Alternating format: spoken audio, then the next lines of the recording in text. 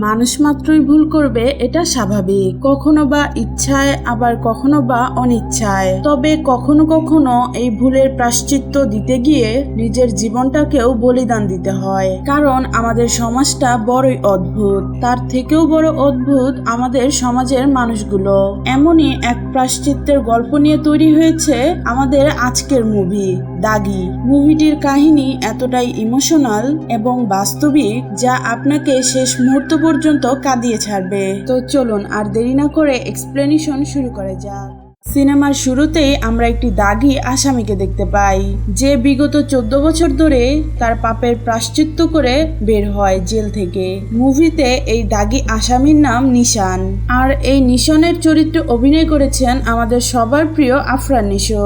এরপর নিশান যখন জেল থেকে ছাড়া পেয়ে বাড়ি যাচ্ছিল, তখন তার জীবনের সে পূর্বের কিছু কাহিনী মনে করতে থাকে। অতীতের কথাগুলো সে মনে করতেই অনেক ভয় পেয়ে যায়। তারপর সে অনেক কষ্ট করে দীর্ঘ 14 বছর পর তার বাড়িতে ফেরে। নিশানকে দেখে তার বাবা মা অনেক অবাক হয়ে যায়। তখন আবারও নিশানের পূর্বের কিছু স্মৃতি মনে পড়তে থাকে, আর আমাদেরকে দেখানো হয় নিশানের অতীত জীবন। দেখা যায় 2008 সালের ইন্ডিয়াতে তখন তত্ত্বাবধায়ক সরকার। দেশের অবস্থাও খুব একটা ভালো না। তখন দেখা যায় ইন্ডিয়া থেকে কোনো একটি পণ্য নিশান বাংলাদেশে নিয়ে আসে।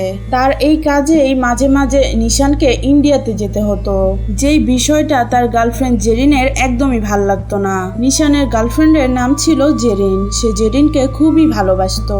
আর জেরিনের চরিত্রে অভিনয় করেছে তমা মির্জা। তার বাবা একজন ইঞ্জিনিয়ার এবং উচ্চবিত্ত।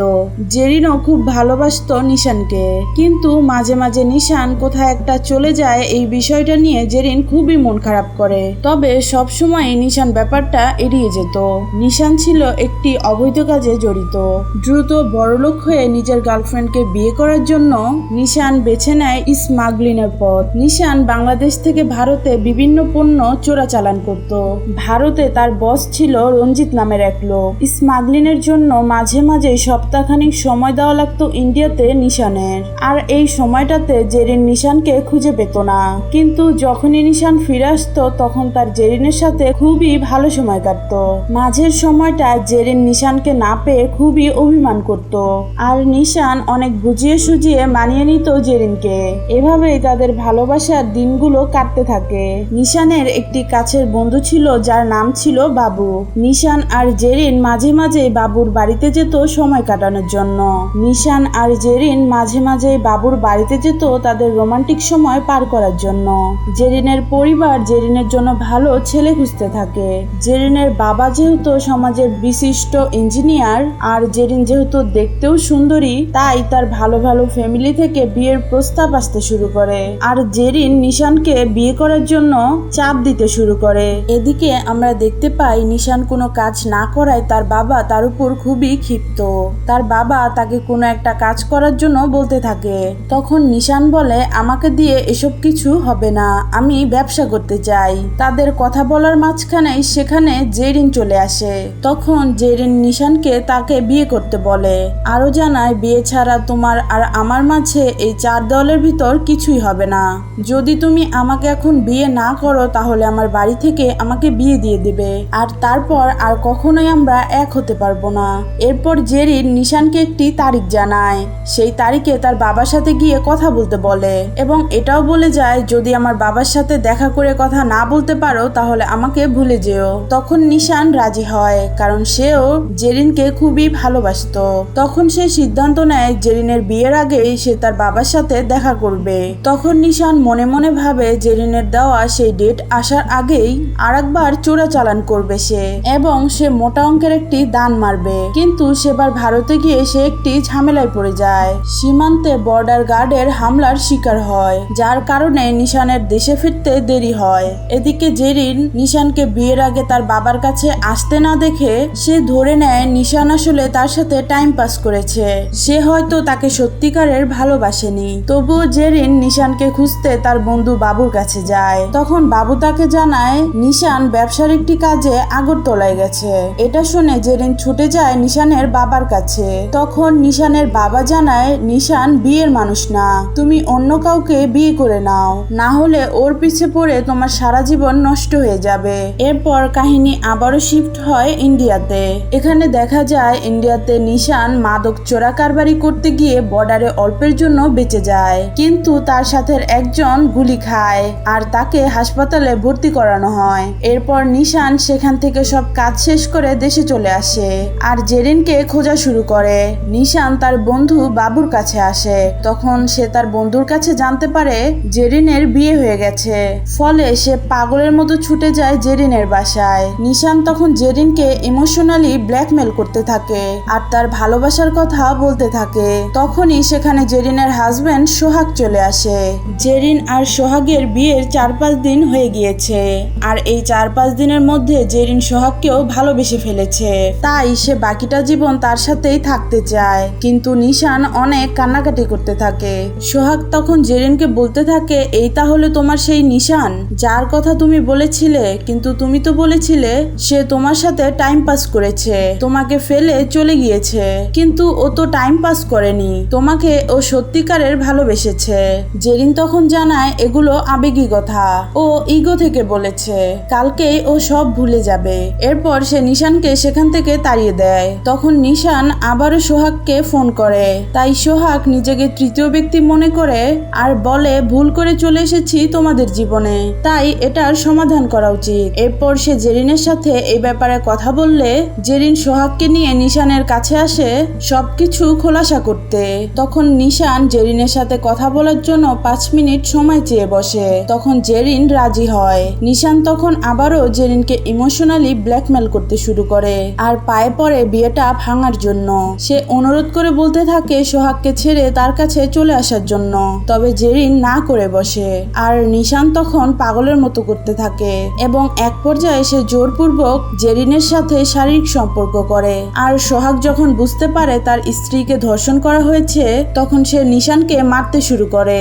এতে নিশান সোহাগকে ধাক্কা মেরে বসে, কিন্তু দুর্ঘটনাবশত সোহাগ ছাদ থেকে মাটিতে পড়ে গিয়ে মারা যায়। এখন নিশান কি করবে সে কোনো কিছুই বুঝে উঠতে পারছিল না। আসলে নিশানের কোনো ইন্টেনশন ছিল না সে সোহাগকে মেরে ফেলবে, কারণ সোহাগ তো কোনো দোষ করেনি, তার রাগ ছিল শুধুমাত্র জেরিনের ওপর।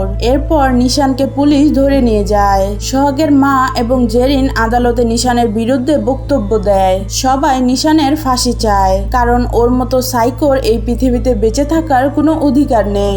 এমনকি এই ব্যাপারটাতে এলাকার লোকজনও অনেক ক্ষিপ্ত হয়ে পড়ে, এমনকি নিশানদের বাড়িঘরও পুড়িয়ে দেয়। যখন ওদের বাড়িতে আগুন দিয়েছিল সেই আগুনে পুড়ে মারা যায় নিশানের দাদি। আর হ্যাঁ, এই কারণেই নিশান 14 বছর জেল খেটেছিল। জেল থেকে ছাড়া পাওয়ার পর নিশান তার বন্ধু বাবুর কাছে আসে আর জেলখানায় সে কিভাবে বদলে গিয়েছে এই ব্যাপারগুলো সে বাবুকে জানায় আর বলে এই 14 বছর আমি জেল থেকে শুধু একটাই দোয়া করেছি, সবাই যেন আমাকে মাফ করে দেয় আর এই দুর্ঘটনার আগে সবকিছু যেমনটা ছিল তেমনই যেন হয়ে যায়। কিন্তু আইনের চোখে সে 14 বছর জেল খেটে পাপের প্রায়শ্চিত্ত করলেও সে বেরিয়ে এসে দেখে সমাজের চোখে সে এখনো দাগী আসামি। এরপর নিশান বাড়ি ফিরলে কমিশনার নিশানের বাবাকে ফোন দিয়ে জানায় নিশানকে এলাকা ছেড়ে চলে যেতে হবে, কারণ ওর মতো কুলাঙ্গারের এই এলাকায় কোনো জায়গা নেই, আর যদি তুমি জায়গা দাও তাহলে তোমারও খবর আছে। তারপর নিশানের বাবা নিশানকে বলে তুই নিজে নিজে প্রতিষ্ঠিত হ, এই এলাকায় থাকার প্রয়োজন নেই। পরের দিন সকালবেলায় নিশান সরাসরি চলে আসে সোহাগের মায়ের কাছে ক্ষমা চাওয়ার জন্য, কিন্তু সে ক্ষমা চাওয়ার সাহস জোগাতে পারে না, তাই সে ফিরে আসে। এরপর সে সেখান থেকে চলে আসে তার বড় বোনের শ্বশুর বাড়িতে। সেখানে আসার পর তার বোনের হাজবেন্ড তাকে অনেক অপমান করে তাদের বাড়ি থেকে বের করে দেয়। এমনকি তার দুলাভাই নিশান তাদের বাড়িতে এসেছে শুধুমাত্র সেই কারণে নিশানের বোনকে অনেক শাসাতে থাকে। এমনটা দেখে নিশান সেখান থেকে দ্রুত চলে যায়। তার পরপরই দেখা যায় নিশানের বাবা নিশানের জন্য একটি পাত্রী ঠিক করেছে, কিন্তু মেয়েটা মেয়েটার একটা সমস্যা ছিল। মেয়েটা কথা বলতে পারতো না। মেয়েটার নাম ছিল লিখন। নিশান লিখনের সাথে দেখা করতে গিয়ে তাকে বলে, আমি কিন্তু মার্ডার কেসের আসামি। 14 বছর জেল খেটে তারপরে আমি বাইরে এসেছি। কিন্তু মেয়েটার কেন জানি ভালো লেগে যায় নিশানকে। নিশান একটি সুপার শপে কাজ পেয়ে যায়। আর লিখন প্রায় প্রত্যেক দিনই সেখানে আসতো নিশানের সাথে দেখা করার জন্য। আর লিখন নিশানকে টেক্সটের মাধ্যমে জানায়, আমি আপনার সব অতীত জানি। আমারও একটি অতীত আছে। আমারও আগে বিয়ে হয়েছিল। সেই ছেলেটা অনেক টাকালোভী ছিল। সে আমাকে ফেলে টাকা নিয়ে পালিয়ে গেছে। এই জন্য আপনাকে আমার বিয়ে করতে কোনোই সমস্যা নেই। এরপর থেকে নিশানের ও লিখনকে একটু একটু ভালো লাগতে থাকে। তারা দুজন একসাথে ঘোরাঘুরি শুরু করে। কিছুদিন এভাবেই কেটে যায়। নিশানের জীবনের বোধ হয় আবারও সবকিছু ফিরে আসে। একদিকে চাকরি আর একদিকে ভালোবাসা। এরই মধ্যেই হঠাৎ করে একদিন নিশানের বস তাকে ফোন করে। নিশান আগে যার সাথে চোরাকারবারি করত সেই বস তাকে ফোন দিয়ে বলে, সমস্যা নেই, তুমি আবার কাজে ফিরে আসো। তখন নিশান জানায়, আমি এভাবেই ভালো আছি। আমি আর ওসব খারাপ কাজে নিজেকে জড়াতে চাই না। আমি বাকি জীবনটা ভালোভাবে কাটাতে চাই। ওনার সাথে কথা বলা শেষ করে নিশান তার কর্মস্থল সুপার শপে আসে। আর এখানে আসতে সে একদম শক খেয়ে যায়। সে জানতে পারে তার চাকরিটা চলে গেছে। কারণ হিসাবে সে বুঝতে পারে নিশানের জেল থেকে ছাড়া পাওয়ার ভিডিওটা ভাইরাল হয়ে গেছে এবং সবাই জেনে গেছে নিশান একজন দাগী আসামি। এই জন্যই সুপার শপের মালিক কোনোভাবেই তাকে কাজে রাখতে চায় না। আসলে ওই ভিডিওটা করেছিল সোহাগের মা। আর সেই নিশানের জীবনে সবকিছু অস্বাভাবিক করার জন্য এমনটা করেছে। এরপর নিশানের কাছে লিখন আসে, কিন্তু লিখনের সাথে অনেক খারাপ ব্যবহার করে সেখান থেকে তাড়িয়ে দেয় নিশান এবং সেখান থেকে সে সোজা চলে আসে সোহাগের মায়ের কাছে। সোহাগের মা তখন নিশানের উপর অনেক রাগ দেখায়, এমনকি সে নিশানকে মারতেও আসে। আর এই ব্যাপারগুলো দেখে আশেপাশের লোকজন নিশানকে বাইরে নিয়ে আসে। নিশান সবার সাথে এমন লাঞ্ছনার শিকার হয়ে অনেক কান্না করতে থাকে। সেখান থেকে অনেক মন খারাপ করে বাড়ির উদ্দেশ্যে রওনা দেয় নিশান। রাস্তায় আসলে দেখতে পায় সাধারণ মানুষ নিশানের ফাঁসির জন্য মিছিল করছে। এটা দেখে নিশানের মনটা একদমই ভেঙে যায়। এরপর সে সেখান থেকে সরাসরি বাড়ি চলে আসে। নিশানের বাবা তাকে দেখা মাত্রই কষে একটি চর বসিয়ে দেয়। তারপর ওদের বাড়িতে ওদের গ্রামের কমিশনার চলে আসে। তখন নিশানের বাবা নিশানকে জিজ্ঞেস করে, কেন তুই সোহাগের মায়ের কাছে গিয়েছিলি? নিশান জানায়, মাপ চাইতে গিয়েছিলাম। ওনার ছেলেকে আমি মেরে ফেলেছি, তো এইটুকু তো ওনার পাওনাই আছে। তখন কমিশনার বলে ওঠে যে সবাই বলছে যে তুই ওনাকে মারতে গিয়েছিলি। সবাই তোর উপর অনেক ক্ষিপ্ত, তাই তোর জন্য এই গ্রামটা অনেক রিস্কি। ভালো হবে তুই এই গ্রাম ছেড়ে দূরে কোথাও চলে যা। আর অন্য কোনো উপায় না থাকায় নিশান এলাকা ছেড়ে চলে যেতে চায়। তখন বাবা বলে, তুই রাজশাহী চলে যা, আর সেখানে গিয়ে লিখনকে বিয়ে করে একটু শান্তিতে থাক। পরের দিন রাজশাহী চলে আসে নিশান। এরপর সেখানে লিখনও চলে আসে আর তারা দুজনে একসাথে থাকতে শুরু করে। আস্তে আস্তে তাদের মধ্যে সম্পর্কটাও ভালো হতে থাকে। আবারও মনে হয় সুখ চলে আসে নিশানের জীবনে, কিন্তু এই নিশানের জীবনে তো বেশি দিন সুখ টেকে না। যাই হোক, এরপর একদিন তারা দুজন যখন ঘোরাঘুরি করছিল তখন নিশান দূর থেকে দেখতে পায় জেরিনকে এবং তার সাথে একটি ছোট্ট মেয়েকেও দেখতে পায়। এটাতে সে অনেক বেশি অবাক হয়ে যায়। সাথে সাথেই নিশান ফোন দেয় বাবুকে এবং জানায়, জেরিনকে দেখলাম আজকে, ওর সাথে একটা মেয়েও আছে। তখন বাবু বলে, এখন তুই শুধুমাত্র লিখনকে নিয়ে চিন্তা কর, জেরিনকে নিয়ে আর তোকে ভাবা লাগবে না। কিন্তু নিশানের মন তো শুধু জেরিনের দিকে। যে জেরিনকে সে একবার ভালোবেসেছে তাকে কি ভোলা যায়? ভালো কি সবাইকেই বাসা যায়? এরপর নিশান বাড়িতে না এসে খুঁজতে থাকে জেরিনকে। অনেক খোঁজাখুঁজি করতে থাকে নিশান, কিন্তু কিছুতেই সে জেরিনকে খুঁজে পাচ্ছিল না। এরপর নিশান যখন একটি গলি দিয়ে হাঁটছিল তখন হঠাৎ করে কয়েকজন এসে উঠিয়ে নিয়ে যায় নিশানকে। তারপর নিশানের যখন জ্ঞান ফেরে তখন সে দেখতে পায় তার আগের বস তাকে উঠিয়ে নিয়ে এসেছে। এর নাম রবি। এই রবি আর রঞ্জিতের সাথেই আগে নিশান চোরাকারবারির কাজ করত। নিশান রবির বাড়িতে ওই ছোট মেয়েটিকে দেখতে পায় যাকে সে জেরিনের সাথে দেখেছিল। এটা দেখে নিশান অবাক হয়ে যায়। তখন রবি জানায়, ওইটা আমার সৎ মেয়ে, আমারও একটা ছেলে আছে। ঠিক তখনই সেখানে এসে পৌঁছে জেরিন। তখন নিশানের আর বুঝতে বাকি থাকে না যে রবি জেরিনকে বিয়ে করেছে, যা বুঝতে পেরে নিশান একদমই হতভম্ব হয়ে যায় যে জেরিনকে সে এতটা ভালোবাসে, যার জন্য সে 14 বছর জেল খেটেছে, যার জন্য সে পরিবার সমাজ থেকে বিচ্ছিন্ন, সেই জেরিন মাদক চোরাকারবারির স্ত্রী। সে তখন বুঝতে পারে না কেন এই রবির সাথে জেরিনের বিয়ে হয়েছে।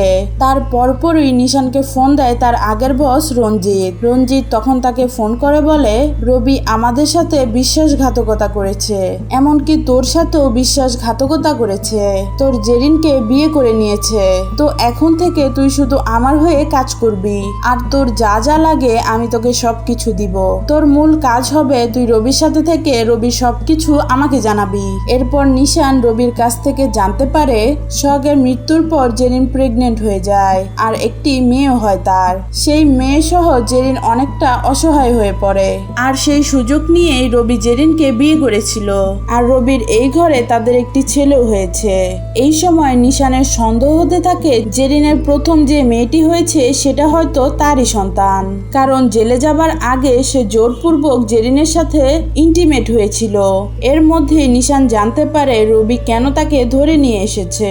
এই যে রঞ্জিতের সাথে রবির যে প্রতারণা করেছে, এখন রবি চায় রিশাদকে নিয়ে গিয়ে রঞ্জিতের সাথে তাদের এই ভুল বুঝাবুঝি শেষ করবে। তবে নিশানের এখন আর এই ঝামেলায় জড়ানোর বিন্দুমাত্র ইচ্ছা ছিল না, কিন্তু কৌশলী তার মেয়ে কিনা শুধুমাত্র সেটা জানার জন্য রবির বাড়িতে থেকে যায় নিশান। পরের দিন নিশান দেখতে পায় রবি বিভিন্ন উছিলায় তার কিশোরী সৎ মেয়ের গায়ে ব্যাড টাচ করছিল। তখন থেকে নিশানের ভিতরে একটি পিতৃভাব জন্মাতে থাকে এবং সে রবির আচরণে প্রতিবাদ করতে থাকে। এসব দেখে কৌশলীকে স্কুলে আনা নেওয়ার দায়িত্ব দেয় নিশানকে। নিশান কৌশলীকে একটি বাঁশি দিয়েছিল, কোনো বিপদে পড়লে যেন সে বাঁশি বাজিয়ে তাকে ডাকতে পারে। এদিকে জেরিন নিশানকে বারে বারে সেখান থেকে চলে যেতে বললেও কৌশলীর জন্য সব অপমান সহ্য করে নিশান রবির বাড়িতেই থেকে যায়। তার এই জেলখাটা দাগি জীবনে কৌশলী ছাড়া আর কোনো বেঁচে থাকার অবলম্বন নেই। নিশান প্রায় প্রতিদিনই লিখনের সাথে দেখা করত, আর লিখনের সাথে দেখা করেই চলে আসতো রবির বাড়িতে। এমন ভাবে দেখতে দেখতেই হঠাৎ একদিন জেরিন বলে ওঠে যে তুমি এখান থেকে চলে যাও, তুমি এখানে কেন এসেছো, কোন মতলব নিয়ে এসেছো? তখন নিশান বলে ওইটা কি আমার মেয়ে? এর সাথে সাথেই নিশান আরো অনেক প্রশ্ন করতে থাকে জেরিনকে, কিন্তু এসব প্রশ্নের কোনো উত্তরই দেয় না জেরিন, বরং তাকে এড়িয়ে যায়। এরপর জেরিন বাধ্য হয়ে জানায় এটা সোহাগের মেয়ে, আর ওর বাবাকে তুমি মেরে ফেলেছো।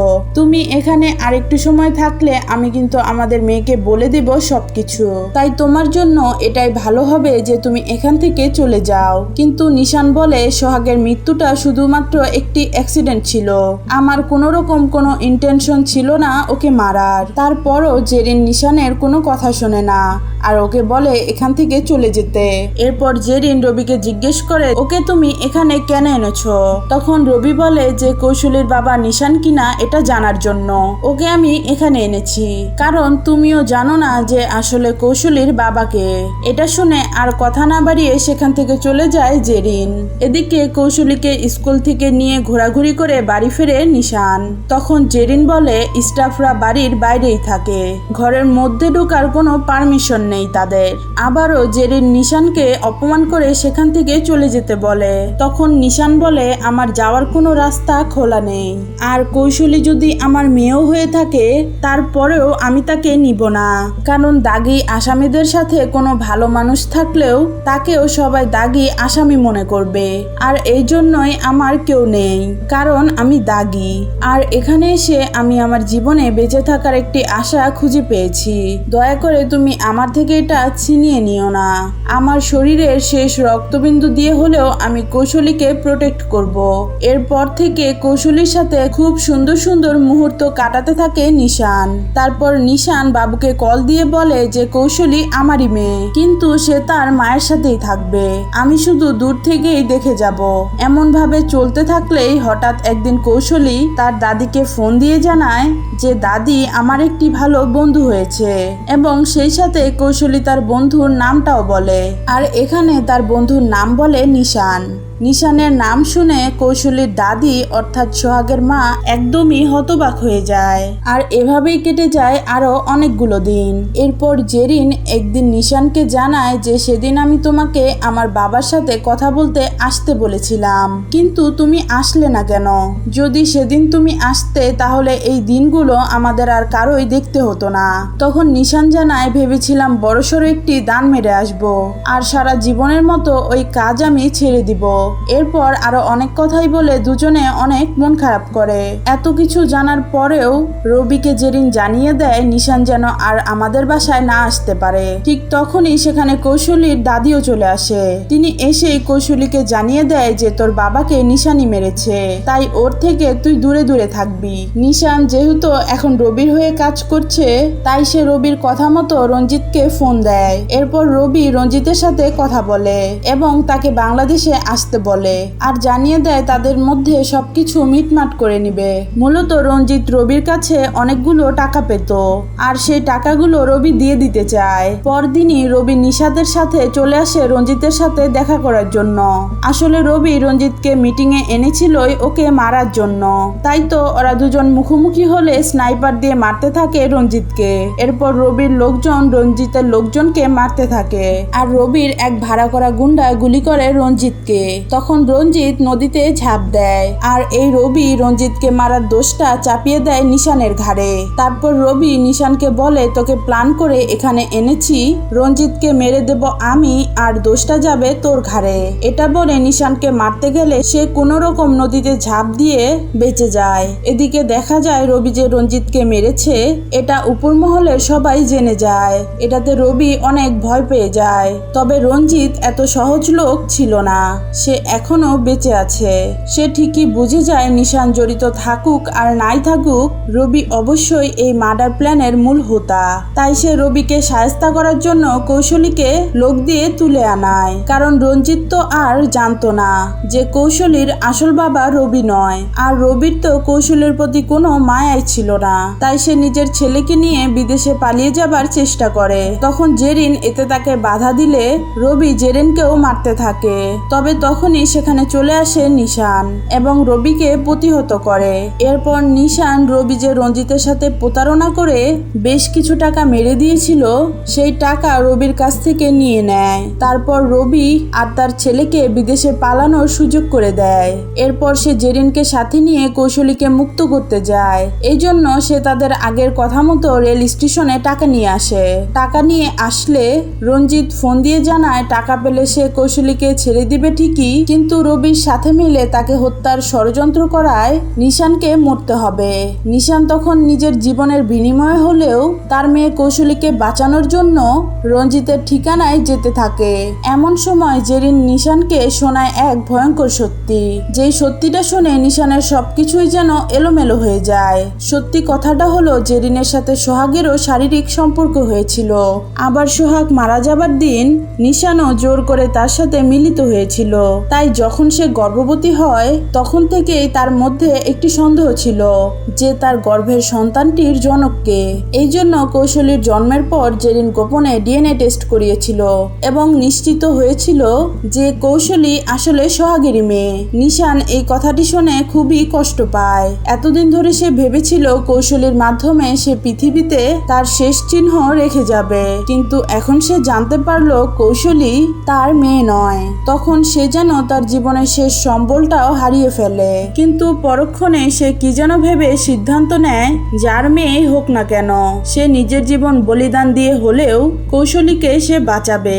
সে টাকা নিয়ে রঞ্জিতের আস্তানায় যায়। রঞ্জিত নিশানকে গুলি করে মেরে ফেলতে গেলে কৌশলীর বুদ্ধির কারণে নিশানের দিকে তাক করা গুলি লক্ষ্যভ্রষ্ট হয় আর সেই সুযোগে নিশান সবার সঙ্গে লড়তে থাকে। কিন্তু এক পর্যায়ে আহত হয়ে নেতিয়ে পড়ে নিশান। তখন রঞ্জিত কৌশলীকে নিয়ে ভারতের দিকে যেতে থাকে আর নিশানকে উদ্দেশ্য করে বলে, তোর মেয়েকে আমরা ভারতে নিয়ে পতিতালয়ে বিক্রি করে দিব।